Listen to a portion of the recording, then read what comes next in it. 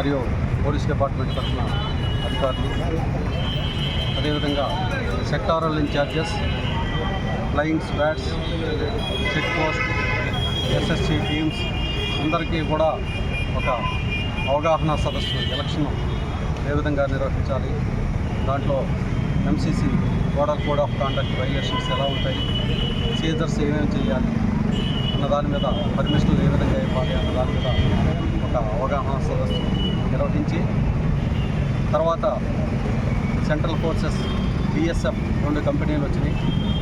వాటి ద్వారా సమస్యాత్మకమైన polling stations ప్రాంతాల్లో ఫ్లాగ్ మార్చ్ నిర్వహించాం. ఇది కంటిన్యూ అవుతుంది.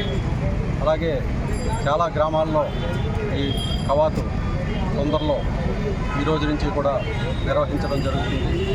ప్రజల్లో నిర్భయంగా వారి యొక్క ఓటు హక్కును వినియోగించుకోవడానికి పోలీసు వ్యవస్థ తరఫున, అలాగే రెవెన్యూ వ్యవస్థ తరఫున మేమంతా కూడా ఈ ఫోర్సెస్తో పహారా ఉంటామని ఒక ధైర్యం చెప్పడం కోసం ఈ కవాతు నిర్వహిస్తాం.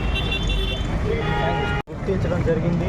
సమస్యాత్మక పోలింగ్ స్టేషన్లో పోలీస్ ఫ్లాగ్ మార్చ్ నిర్వహించడం ద్వారా ప్రజల్లో నమ్మకాన్ని కలిగించి, మీకు మేమున్నాం, ధైర్యంగా ఓటేయండి అని చెప్పడానికి మనం ఈ ఫ్లాగ్ మార్చ్ నిర్వహించడం జరిగింది.